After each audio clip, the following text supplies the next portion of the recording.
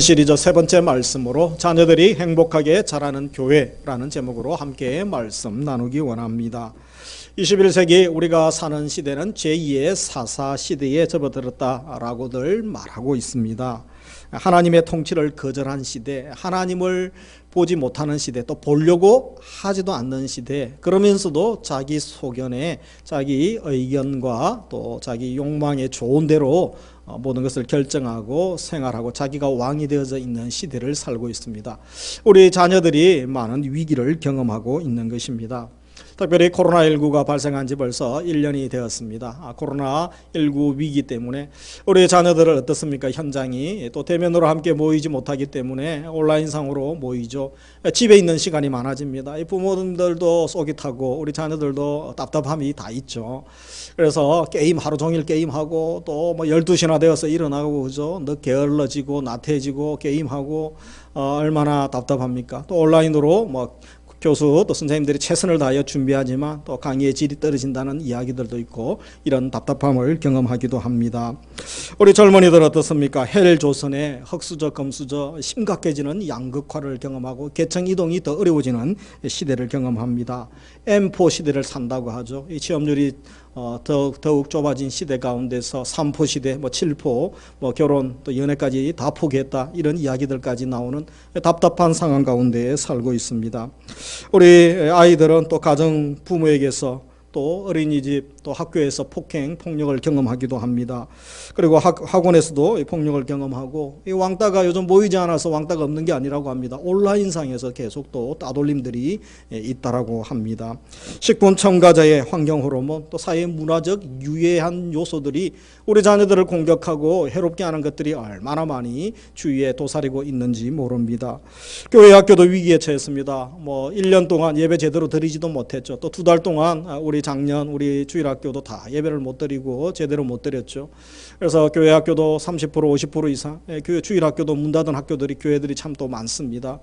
뿐만 아니죠. 우리 출산 인구 감소로 인구가 자연적으로 줄어들기 때문에 이 다음 세대가 점점 줄어들고 있는 것을 봅니다.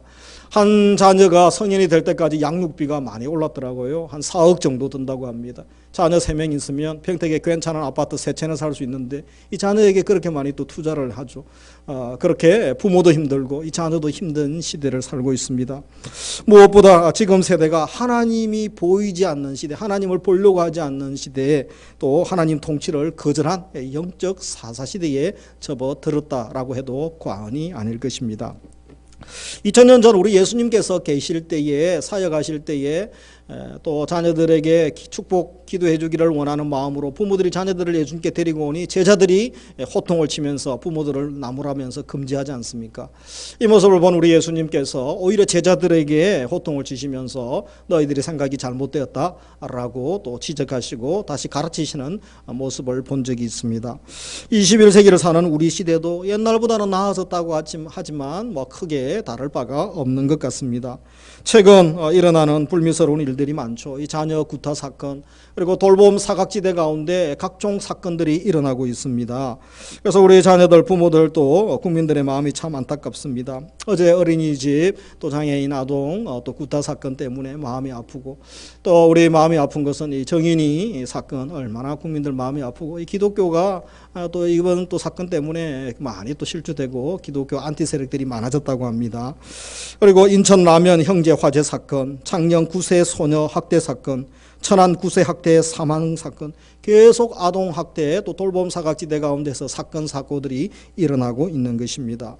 뿐만 아니라 우리 자녀들 이 10대들 일탈도 만만치 않습니다. 어제도 경인철 지하철에서 보셨죠. 중학생 2명이 어르신 여성분을 목을 조르고 욕을 하고 이제는 자녀들을 이렇게 말렸다가는 큰일 나는 시대가 되었습니다. 이런 시대 가운데 우리가 오늘 말씀처럼 이 자녀들이 행복하게 자라는 가정, 자녀들이 행복하게 자라는 교회, 사회를 위하여 우리 성도들, 우리 교회가, 한국교회가 무엇을 해야 될지 깊게 고민하고 또 기도해야 되는 시점을 맞이했습니다. 유대인은 세계 인구를 따지면 0.2%밖에 되지 않습니다. 한 1400만 정도 전 세계에 흩어져 있지만 이 작은 인구가 우수한 세계적인 인사와 지도자들을 많이 배출하고 있습니다. 이들이 전 세계에 영향력을 미치는 것 보면 전 세계 정치, 경제, 군사, 또 예술계에, 또 문화계, 영화계에, 과학계, 언론, 법조계까지 영향력을 미치지 않는 곳이 없을 정도로 아무도 깔볼 수 없는 막강한 민족이 되었습니다. 노벨 수상자가 전체 수상자를 합하면 23% 정도 유대인들이 노벨상을 수상했습니다. 미국의 100대 부호 중에 40% 정도가 유대인들이고 세계 500대 기업 중에 경영진인 42%가 유대인들로 구성되어 있다고 합니다. 우리 세계에서 유명한 사람들 이름만 대면 유대인들이 엄청 많은 사람들이죠.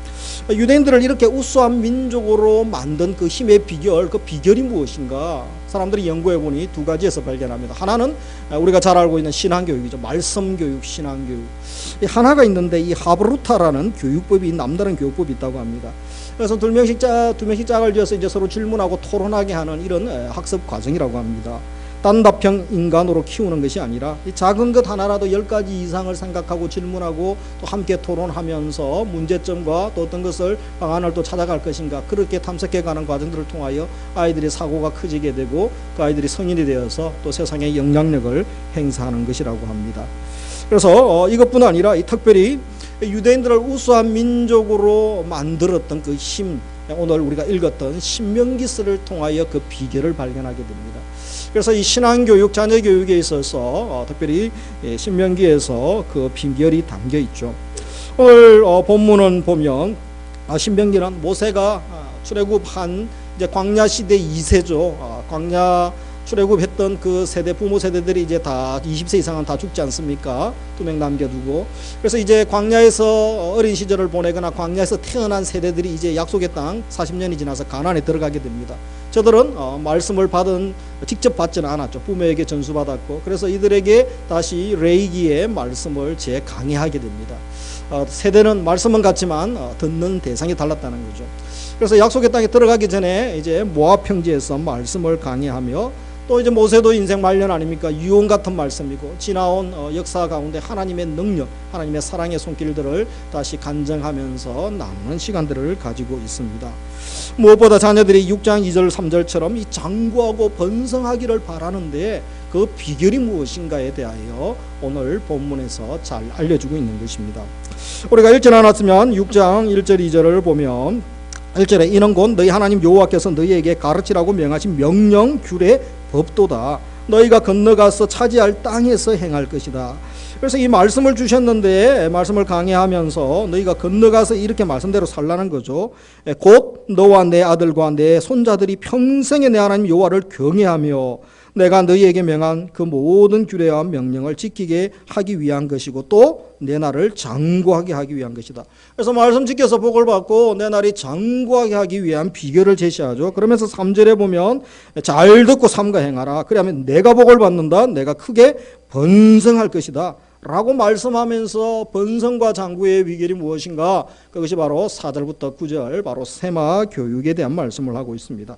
우리 4절 같이 읽습니다. 이스라엘아 들으라. 우리 하나님 여호와는 오직 유일한 여호와이시니. 그래서 이스라엘아 들으라, 히브리어로 이제 세마 이스라엘이라고 하죠. 이스라엘아 들으라. 이 잘 들어야 됩니다. 이 세상에 들리는 소리들이 얼마나 많습니까? 쓸데없는 소리, 안 들어도 되는 소리 듣고 마음이 상하고 또 우울해지고 주눅드는 사람들이 많죠. 오늘 우리 예배 드리시는 모든 성도님들은, 또 영상 예배 드리시는 모든 성도님들은 정말 들어야 할 소리를 듣고 또 잘 분별할 수 있기를 주의 이름으로 축복합니다. 우리가 잘 들어야 됩니다. 제대로 듣기만 하고 순종해도 복을 받는데 그것이 너무 어렵고 그것을 못하는 어리석은 사람들이 참 많습니다. 하나님 말씀을 삶의 표준으로 삼는 인생, 복된 인생이고 하나님 기뻐하는 인생인 줄 알아야 되는 것입니다. 그래서 여기서 모든 계명의 근본 정신이 무엇이라고 하는가? 우리 5절 같이 읽습니다. 너는 마음을 다하고 뜻을 다하고 힘을 다하여 내 하나님 여호와를 사랑하라. 한마디로 하나님을 사랑하라. 하나님 여호와, 여호와 하나님, 오직 유일하신 그분을 사랑하라는 거죠. 그래서 그분이 누구신가? 바로 4절에 유일하신 하나님을 사랑하라 라고 말씀합니다. 우리가 믿는 하나님은 단일신이 아니죠. 삼신론도 아닙니다. 다신론도 아닙니다. 바로 유일하신 하나님, 창조주가 되시고 주권자가 되시고 우리를 구원하시는 우리의 아버지 하나님, 삼일체 하나님을 우리는 믿는 것입니다. 그래서 어떻게 사랑합니까? 5절에 보면 다하고 다하고 다하여, 다하고 다하고 다하라는 것입니다. 힘을 다하고 온 뜻을 다하고 또 마음을 다하라. 이것은 전심으로 전인격적으로 손과 발과 마음을 다해서 입술을 다해서 머리를 다해서 하나님을 사랑하는 것입니다. 그래서 이를 위해서 구체적으로 할 일을 6절부터 제시하죠. 6절에 보면 오늘 내가 내게 명하는 이 말씀을 너는 마음에 새기고, 어떤 분들은 이 악한 마음 또 상한 마음 미움의 마음을 평생 품어서 도끼가 있습니다. 그래서 원수를 갚기 전에는 내가 결코 다른 일을 하지 아니하리라, 결혼도 하지 않고 내가 또 좋은 집에 살지도 아니하리라, 그런 도끼가 가득한 사람이 있습니다. 마음에 무엇을 새기고 마음에 무엇을 품는가가 너무 중요하지 않습니까? 오늘 본문에서는 말씀을 새기라, 마음에 새길 것 다른 것이 아니고 말씀을 새기라고 합니다. 그러면서 7절에 내 자녀들에게 부지런히 가르치라, 그렇게 말씀하죠. 그리고 말씀을 강론하라. 그래서 부지런히 가르치며 집도 나오고 길도 나오고 누워있을 때 일어날 때 나오죠. 부모가 할 일이 있습니다. 말씀을 가르치는 것인데 때와 장소를 가리지 말고 말씀을 잘 양육하고 가르치라는 것입니다. 그러면서 8절에 또 표를 삼으라고 하죠. 너는 또 그것을 내 손목에 매어, 그래서 손목에 매라고, 또 미간에 붙여 표로 삼아라. 그러면서 집 문설주와 바깥문에도 기록하라. 말씀을 막 집에 도배를 하라는 것입니다. 우리도 성경 구절을 또 액자들을 성경 집에 또 여러 군데 도배하지 않습니까? 이 제자놀 하는 분들 보면 69절 암송하고 로마서 8장 암송하고 또 양육반 암송할 때 그저 화장대에도 붙여놓고 차에 운전대도 붙여놓고 또 거실에도 또 공부하는 책상에도 화장실에도, 저희 집에도 화장실에 붙여놓고 목양실에도 막 문마다 다 붙여놨어요. 우리 장로님들도 방문하신 분도 다 읽고 암송하고 이렇게 말씀으로 도배하는 게 이미 1500년 전부터 있었다는 것입니다. 하나님 말씀이 모세를 통하여 주어졌던 것이죠. 그래서 이 8절에 나오는 이 성과함, 이 테필린이라고 하는 것은 이들이 두 개를 이제 매도록 해놨습니다. 하나는 미간용이죠. 우리 사진 보시면 나와 있는 것처럼 이 사람들이, 유대인들은 이렇게 기도하거나 어떤 예식에 예배 드릴 때에 이렇게 했습니다. 그래서 머리에는 이제 미간용으로 이렇게 이마에 붙이고 가죽끈으로 머리를 묶습니다. 그리고 이 손에 팔목에 가죽끈으로 묶고 또 성구함이 있습니다. 그래서 이 성구함 보여주시면, 이 성구함에는 큰 것은 이제 4개 성경 구절이 들어가게 됩니다. 신명기 6장에 오늘 세마 말씀이 들어가고, 또 출애굽기 13장에 유월절 규례와 장자 성별 규례가 2구절 들어가고, 또 신명기 11장에 있는 율법 복종 규례, 이렇게 4개가 들어갑니다. 철저하게 말씀을 지키고 말씀을 사모하고 말씀 따라 문자 따라 명령 따라 그대로 지키려고 하는 이 또 백성들의 마음을 보게 되죠. 그래서 이것이 잘 지켜 행해지고 또 하나님을 경외하다가 살아옵니다. 그런데 이제 모세도 죽고 예수님 오실 때쯤 되면 한 1500년이 지나지 않습니까? 1500년 지나서 예수님 오실 때가 되면 예수님이 뭐라고 합니까? 마태복음 23장에 보면 이제 경문 제도에 대해서 예수님이 비판합니다. 그래서 형식만 남아있고 껍데기만 남아있고, 바리새인들 보십시오. 자기들이 경건한 척 잘난 척은 다 하는데 하나님을 사랑하지 않고 결국은 종교 지도자들이 예수님을 십자가 못 박아 죽이지 않습니까? 그래서 본질은 잃어버린 채 껍데기만 남아있는 것에 대해서 예수님이 경문제도 잘못된 것에 대해서 책망을 하시죠. 말씀을 아무리 값비싼 100만 원 수천만 원짜리 토라가 아주 비싸죠. 그런 수백 수천만 원짜리 성경책을 가지고 있다고 자랑할 게 아니라는 겁니다. 중요한 것은 값비싼 성경책 가지고 다니는 게 중요한 것이 아니고 말씀을 읽고 말씀에 순종하고 말씀 지키고 말씀대로 사는 것이 중요하다. 그래서 이 8절은 하나님 자녀로서의 신분 잊지 말고 합당한 생활을 하라. 이에 합당한 신분으로 또 합당한 생활을 하라라고 말씀하는 것입니다. 그렇다면 오늘 우리 자녀들이 행복하게 자라는 교회와 또 우리 부모들을 위해서 3가지의 말씀을, 오늘 본문의 말씀을 가지고 함께 나누기 원합니다. 첫째로 하나님을 사랑하는 자녀로 양육하라고 말씀합니다. 이 세상은 돈을 사랑하는 세상입니다. 세상을 또 사랑하는 세상이고 자기를 사랑하는 이 세대, 하나님 사랑하지 않는 패역한 세대 아닙니까? 그래서 오늘 세마 교육의 핵심이 무엇입니까? 하나님을 사랑하라, 하나님을 사랑하라라고 말씀합니다.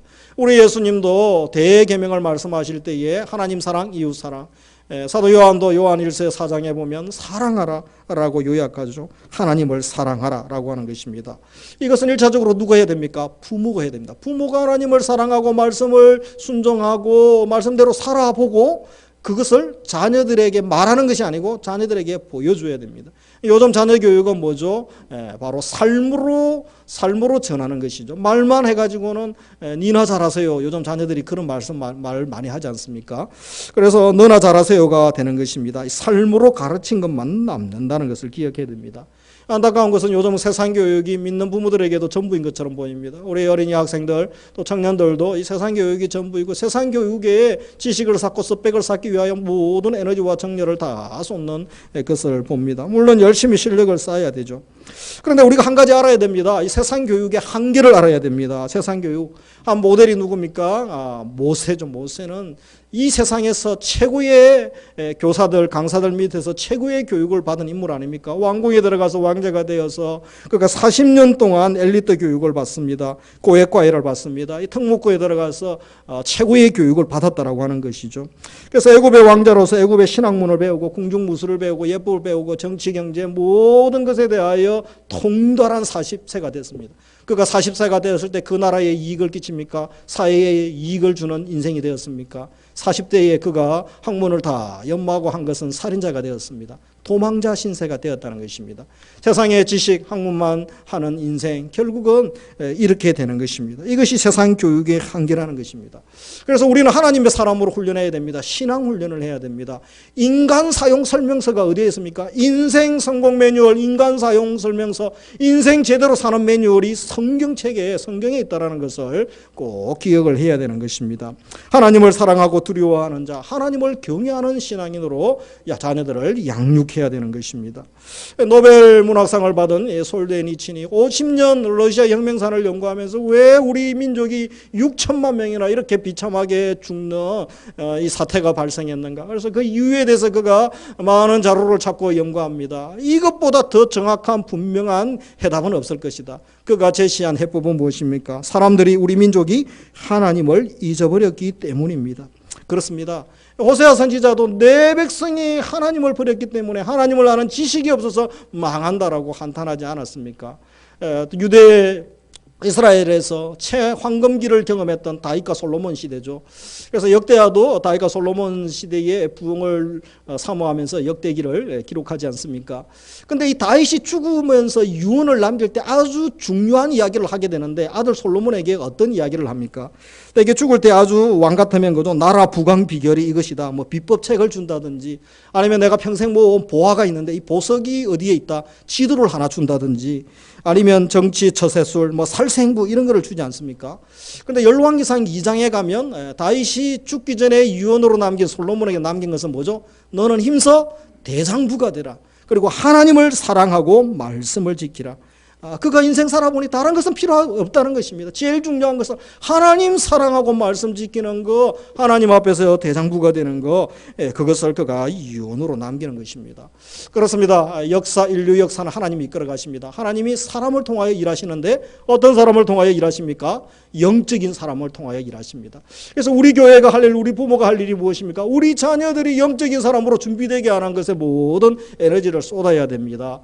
그래서 하나님을 사랑하고 또 하나님이 귀히 쓰시는 천국 인재가 되도록 우리가 관심 가지고 투자하고 사랑하고 기도해야 되는 줄 압니다. 그리고 두 번째로 살필 것은 자녀나 부모가 원하는 대로가 아닌 주님의 교양과 훈계로 우리가 양육을 해야 되는 것입니다. 자녀들이 행복하게 자라는 교회가 되는 것, 재성을 가진 아이들 마음대로 원하는 대로 다 해주면 됩니까? 그렇지 않습니다. 자기가 하고 싶은 대로 다 해주면, 예를 들면 부모님께 내가 원하는 대로 다 해주세요. 그럼 부모가 잘하는 것처럼 보이죠. 요즘 자녀들이 한 명, 두 명밖에 없기 때문에 그래도 내가 못 먹은 거, 못 누린 거 우리 자녀들, 우리 손주들은 다 해주자 해가지고 원하는 대로 다 해주죠. 그것이 어리석은 것입니다. 스마트폰 원한다고 좋은 거 다 사주고 게임 마음껏 하라고 하고 원하는 장난감 다 사주고 그리고 자기가 원하는 음식 몸에는 안 좋은데 입에는 달다고 인스턴트 마음껏 사주고 먹으라고 하면 아이들은 기분 좋아 웃겠지요. 그런데 나중에 병들고 아이들이 인생 망치는 것입니다. 원하는 대로 용돈 다 주고 사달라는 명품 신발, 명품 가방, 명품 옷 다 사주면 입가에 미소가 띄겠지요. 그러나 그것이 정말 우리 자녀들을 행복하게 하는 길인지 물어봐야 되는 것입니다. 그런다고 이 세상 질서에 완전히 물들고 더 타락하고 병든 부모의 원대로 자녀를 교육하면 잘하는 것일까요? 그래서 부모 욕심대로 밤낮 공부해라. 내가 못한 건 너가 이루어야지. 1등에서 좋은 대학 가고 좀 더 편안하고 안정적인 삶 살아야 되지 않겠니? 그러면 잘하는 겁니까? 온통 공부 그러면 되는 겁니까? 그것도 아니라는 것입니다. 우리가 기억해야 될 것은 아이들도 죄인이라는 것, 부모님도 죄인이라는 것. 그래서 죄인들이 원하는 대로 해준다고 잘하는 것이 아닙니다. 정말 우리가 해야 될 것은 하나님이 원하시는 목표와 하나님이 주신 방법으로 주님의 교양과 훈계로 양육해야 되는 줄 믿습니다. 왜냐하면 우리 자녀들은 내 것이 아닙니다. 하나님이 보내신 것이고 하나님이 맡겨주신 것이고 하나님의 선물, 하나님의 소유이기 때문에 그렇습니다. 그래서 하나님의 자녀들에게 교육부 지침대로 할 수가 없는 것입니다. 학교에서 가르치는 커리큘럼대로 하면 안 되죠. 요즘 공문이 어떻게 옵니까? 뭐 공무원들, 기업에 그죠? 교회 가지 말라고 당장 공문이 오고 우리 자녀들도 보니까 공문이 뭐고 학교에서 교회 가지 마세요. 이게 공문에 들어가 있습니다. 다녀오면 이제 혼내는 거죠, 선생님이. 이런 시대 가운데 이제 우리가 삽니다. 물론 이제 지금 안타까운 것은 종교단체가 지금 코로나 지금 1순위죠. 그죠? 제일 많이 발생했다라고 지금 통계가 1년 만에 나와 있죠. 그래서 교회가 더 또 각성하고 또 더 방역에 더 신경을 써야 되는 것은 맞습니다. 그래서 우리가 어떻게 해야 됩니까? 부모의 욕심대로 교육부의 방침대로 하는 것이 아니고 주님의 교양과 교훈과 훈계로 양육해야 됩니다. 우리 에베소서 4장 6장 4절 같이 읽습니다. 자녀들아 너희 자녀를 노엽게 하지 말고 오직 주의 교훈과 훈계로 양육하라. 그래서 자녀들을 노엽게 하지 말고 주의 교훈과 훈계로 양육하라. 말씀으로 양육하라. 하나님을 경외하는 자녀, 부모님께 순종하는 자녀, 또 이웃과 자연을 사랑할 줄 아는 좋은 성품의 사람, 하나님의 사람으로 양육할 수 있기를 주님의 이름으로 축복합니다.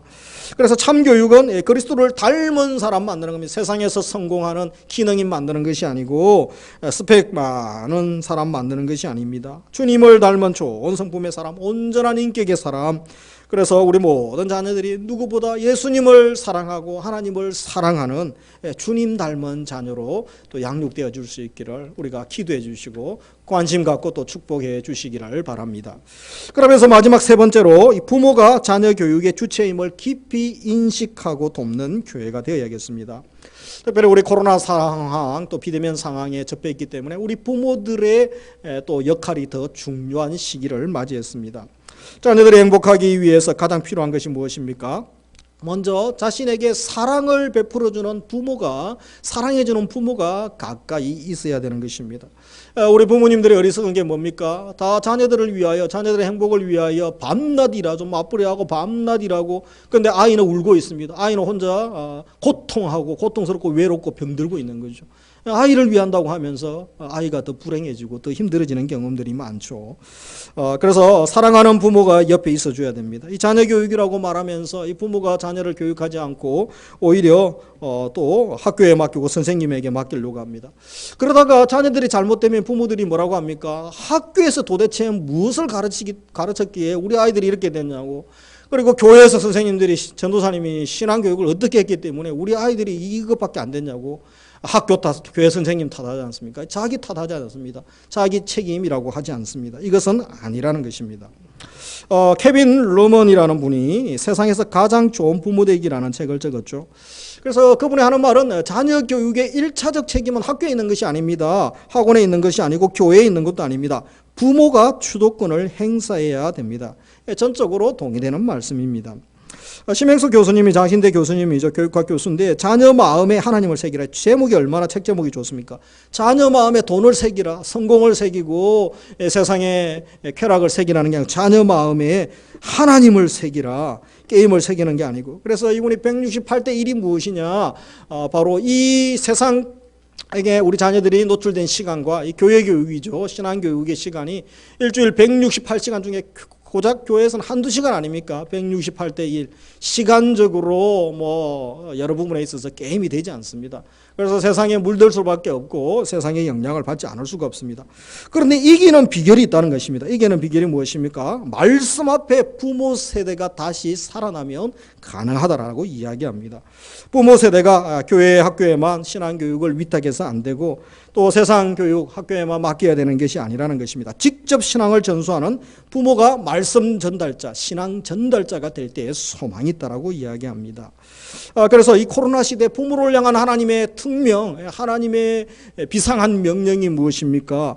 우리 부모님들 잘 들어야 됩니다. 믿음의 부모 세대를 회복해야 되는 것입니다. 우리 한번 따라하겠습니다. 믿음의 부모 세대를 회복합시다. 믿음의 부모 세대를 회복합시다. 다시 한번 우리 부모님들이 믿음 위에 말씀 위에 일어나야 됩니다. 부모님이 기도하고 몸부림해야 그래도 자녀들이 살아날까 말까 하는데 부모님이 앞장서서 신앙 던지고 하나님 던지고 하나님 잊어버리면 솔den이 친이 고백한 것처럼 그렇게 되는 것입니다.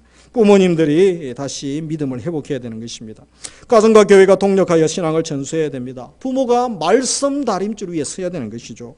우리 부모님들이 자녀의 정원사입니다. 어떤 정원사입니까? 신앙 정원사입니다. 내가 내 자녀의 신앙 정원사임을 기억해야 됩니다. 결국 부모 책임이고 또 신앙 전수 부모가 관건이라는 것입니다. 학교 선생님, 주일학교 교사, 학원쌤, 우리 아이들 교육을 도와줄 수는 있죠. 그러나 그들이 주체가 아닙니다. 바로 우리 자녀 교육은 부모가 해야 되는 것입니다. 성경 어디에서도 자녀 교육에 대한 명령 부모에게 하고 있습니다. 그래서 오늘 읽었던 6절에 보면 오늘 내가 내게 명하는 이 말씀을 너는 마음에 새기고 너는 부모에게 하는 말이죠. 그리고 7절 내 자녀에게 너의 자녀에게 부지런히 가르치며 집에 앉았을 때든지 길을 갈 때든지 누워있을 때든지 일어날 때든지 이 말씀을 강론할 것이며 이 7절에 자녀에게 부지런히 가르치라.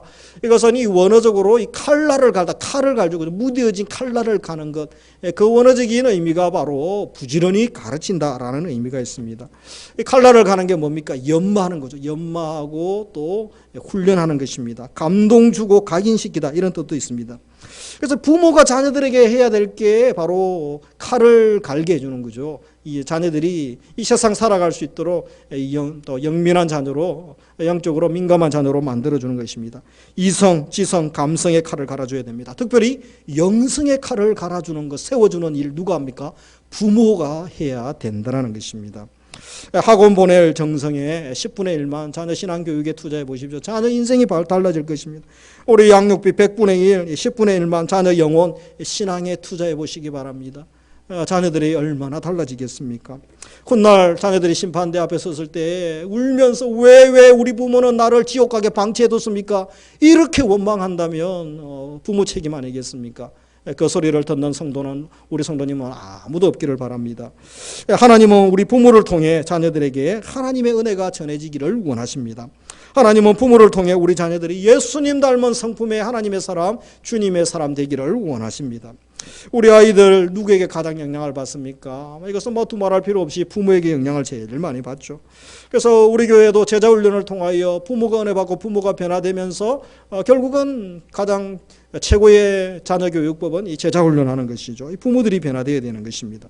그래서 우리 부모가 또 교회가 부모님을 도와 기쁨으로 또 믿음의 부모, 또 자녀들이 존경하는 부모가 될 수 있도록 부모님이 예수님 믿기 전에는 훈련받기 전에는 늘 싸우고 예수 믿어도 안 믿는 것처럼 보였는데 요즘 그런 그리스도인들이 이 세상에 얼마나 많습니까? 그 때문에 세상이 싫어하고 이번 코로나 1년 돌아보면서 한국 교회가 안티 세력이 엄청나게 많아졌다고 합니다. 참 안타까운 이야기 아닙니까? 회복하기에는 엄청난 시간이 들고 특별히 우리 젊은이들 자녀들이 대거 교회를 떠나는 사태가 일어나기 시작합니다. 그래서 이 교회가 참 가슴을 치면서 성도가 가슴을 치면서 부모 세대가 가슴을 찢으면서 눈물로 다시 한번 기도를 해야 되는 것입니다. 제자 훈련을 통하여 부모가 바뀌고 부모님이 사랑하고 축복의 말을 하고 또 나를 인정해주고 격려해주고 그러면서 기쁨이 넘쳐나고 평안이 넘쳐나고 웃음이 넘쳐나는 천국 같은 가정을 이룰 때에 자녀들이 다 경험하게 되는 것입니다. 감동받게 되는 것입니다. 특별히 우리 교회에 혼자 나오는 불신 가정에 나오는 자녀들이 있습니까? 더욱 귀한 마음 부모의 심장으로 저들을 격려해 주시고 위로해 주시고 축복해 주시기 바랍니다. 얼마나 놀라운 일입니까? 기적 중에 기적이 믿지 않는 집안에서 혼자 믿는 사람들 아닙니까? 그들을 통하여 1세대 또 복음 전도자로서 가정 집안이 변화될 놀라운 일들을 주님은 계획하고 계시는 것입니다. 우리 요나단 에드워드 가정, 아브라함 가정, 웨슬레 가정의 공통점이 뭡니까? 부모 신앙이 그들 대해서 끝난 것이 아니고 자녀 대까지 자손 대까지 전수됐다는 거죠. 그래서 이 부모가 경외하는 사랑하는 하나님을 자녀들이 사랑하고 하나님을 경외할 때에 하나님께서 이 약속하신 복을 그들 가정 집안에 부어 주셨던 것입니다. 비대면 시대에 우리 부모가 자녀 신앙을 위하여 할 일이 무엇입니까? 그래서 우리가 구체적으로 할 수 있는 것들, 요즘 자녀들 TV도 많이 보고 그러죠. 이 거실에 자녀들 방에 TV를 없애야 되는 것입니다. 그래서 이 게임 보는데 시간 다 보내고 TV 보는데 시간 다 보내고 인생 허비할 게 아니라는 겁니다. 여러분, 저 이전에도 몇 번 말씀을 드렸죠. 스마트폰 만든 실리콘밸리의 그 CEO들, 그 기업들, 임원들 자녀들은 절대 폰을 만지지 않게 합니다. 성인이 될 때까지 폰을 못 만지게 합니다. 자기들은 사람들, 전 세계 사람들 데리고 폰 팔아서 집 만들어서 장사하고 배부르고 세계 갑부가 됐는데 우리 자녀들 어릴 때부터 이렇게 바보로 만들지 않겠다는 것입니다. 그거는 청년이 되어서 성인이 되어서 잠깐 배우면 되는 거, 어릴 때 시간, 돈, 정력, 에너지 다 낭비하고 바보를 만들어 놓는 것이죠. 그래서 자녀들과도 또 우리가 폰을, 컴퓨터를 사용을 해야 되죠. 과제도 하면 시간을 약속하고 또 거실에 보이는 곳에 두고 관리를 해줘야 됩니다. 어릴수록 그렇게 해야 됩니다. 우리 유치부, 초등부 자녀들, 부모님들 도움이 없이는 또 우리 주일학교 예배에 또 소모임 온라인으로 하기가 어렵죠. 그래서 부모님 폰으로 줌을 또 영상으로 할 수 있도록 부모님이 함께하고 도와주셔야 됩니다. 이제 올해부터 총회에서 모바일 교재가 나왔습니다. 이제 모바일 폰으로 이제 또 교재를 가지고 서로 나눌 수 있도록 부모님이 도와주도록 해놓았습니다. 오늘 광고 보았던 것처럼 내일부터 뭐가 있습니까? 성경 캠프가 있습니다. 유초등부 성경 캠프. 성경 읽는 거 어른들도 잘하지 않은데 우리 어른들도 2월 달에 온라인 성경 캠프 할 겁니다. 잘하지 않은데 아이들이 얼마나 힘들어하겠습니까? 그러나 부모님들이 맛있는 것도 사주고 달래고 격려하면서 말씀을 가까이 하도록 함께 부모님이 도와주시기 바랍니다. 영유아 어린아이들 어려서부터 공부하라는 게 아니고 같이 놀아주시기 바랍니다. 놀아주면 인생 허비하는 것이 아니고 놀아주면서 또 우리 아이들이 다 놀이터에서 다 배운다고 합니다. 그래서 어릴 때에 충분한 사랑을 경험한 아이들은 내가 계속 어른이 돼도 잘하는 게 있는데 우척 전두엽에 조의센터 희락중추가 있습니다. 이것이 계속 자라면서 성인이 돼서 문제가 생기고 고난이 올 때 이기고 대처할 능력이 남다르다고 합니다. 그래서 어려서부터 충분한 사랑을 부모에게서 받아야 되는 것입니다. 우리 자녀들 시야를 넓혀줘야 됩니다. 부모님과 함께 이 세상뿐 아니라 또 우리가 선교도 단계 선교도 함께 가면서 또 하나님께서 열방을 향한 하나님의 섭리 계획들을 보여줘야 되는 것입니다. 우리 또 좋은 책과 좋은 멘토와의 만남, 특별히 성령님과의 만남, 성령의 사람으로 우리 자녀들을 또 세워줘야 되는 것입니다. 우리 청소년들 큐티 하지 않습니까? 오늘 보니까 1년치 큐티를 주문하더라고요. 그래서 우리가 같이 큐티도 가고 가정에서도 예배드리면서 그날 또 한 주간의 큐티를 나누는 것 얼마나 귀한 훈련입니까? 학원 많이 보내는 것보다, 학교 행사 많이 보내는 것보다 성경 캠프, 교회 캠프, 또 제자 훈련하고 또 교회에서 비전 트립 가는 것, 이런 것을 우선적으로 최우선으로 둘 수 있는 부모가 되어야 되는 것입니다. 교회에서도 장학 사역을 하고 또 상담 등 세미나 등 여러 사역을 통하여 부모, 교사들을 섬기고 제자 훈련을 통하여 또 부모들이 행복하게 또 삶을 살아갈 수 있도록 도와야 되는 것입니다. 그러면서 이 자녀를 위한 부모의 십계명 중에서 몇 가지를 소개하고자 합니다. 자녀를 소유물로 생각하지 말라. 그렇죠. 이 자녀는 하나님의 선물이죠. 하나님의 소유임을 늘 기억할 수 있기를 바랍니다. 자녀에게 희망을 말하고 소망을 주라. 너는 특별히 너를 위하여 기도하고 있어. 하나님 너를 귀하게 사용하실 거야. 그렇게 우리가 격려하고 축복해 줘야 되는 것입니다. 예배를 생하라 하고 도우라. 그리고 포근한 가정을 만들어 자녀를 맞으라. 지옥 같은 가정, 늘 싸우고 잔소리만 하는 가정이 아니고 집에 오고 싶고 천국 같은 가정, 쉬고 싶고 재충전되고 따뜻한 그런 가정을 부모들이 만들어줘야 되는 것입니다. 하나님께 맡기고 자녀 위해 매일 기도하라. 자녀를 위하여 기도하는 그 부모의 기도가 있는 자녀는 결코 망하지 않는다는 것을 기억하시기 바랍니다. 그래서 우리 부모들에게 우리 교회 모든 또 부모 세대뿐 아니라 다음 세대에 하나님께서 자녀들이 행복하게 자라고 우리 교회에서 천국 인재가 많이 배출되어져서 마지막 시대 하나님 나라에 귀한 인물들이 많이 나올 수 있기를 원합니다. 말씀을 맺습니다. 이제 교회와 부모가 우리 자녀들에게 다른 것 요청하기 전에 먼저 우리 자녀들의 영혼을 생각하는 부모 교회가 되기를 원합니다. 그리고 좋은 부모는 하나님의 말씀으로 자녀를 키우는 부모죠. 좋은 교회, 하나님의 말씀으로 자녀를 키우고 돕는 교회 아니겠습니까? 그래서 네 가지를 기억하기 원합니다. 우리 교회가 자녀들을 소중히 여기는 교회 되기 원합니다. 그리고 우리 자녀들을 바로 자녀가 하나님을 사랑하고 하나님을 경외하는 자녀들이 되기를 원합니다. 주님의 교양과 훈계로 양육하는 교회가 되기 되기 원합니다. 특별히 자녀 교육의 주체가 부모임을 인식하기를 원합니다. 세상 지식 기술 교육이 아니라 주님 닮은 인격, 하나님과 이웃을 사랑하는 인격으로 양육해야겠습니다. 자아 실현이 아니라 이웃 사랑하고 공동체를 살리는 하나님의 인물로 우리가 또 교회가 양육하고 섬겨야 되겠습니다. 이 일에 함께 마음을 모으고 또 우리 자녀들을 축복하고 사랑과 희생과 헌신을 아끼지 않는 우리 성도님들, 우리 부모들, 우리 교회가 될 수 있기를 주님의 이름으로 축복합니다. 우리 한 달, 1년 동안 기도 제목으로 삼기 위하여 3가지 구호를 만들어 봤습니다. 자녀에게 성경을, 자녀와 함께 기도를, 가족이 함께 예배를 우리 한 단어씩 따라했으면 좋겠습니다. 자녀에게 성경을, 자녀와 함께 기도를, 가족이 함께 예배를, 2021년 한 해에 우리 가정, 우리 교회에 이런 복을 주시기를 주님의 이름으로 축복합니다. 우리 오늘 말씀을 잘 표현한 찬양이 있습니다. 들으라 이스라엘, 옛날 찬양인데 우리 같이 함께 찬양하겠습니다.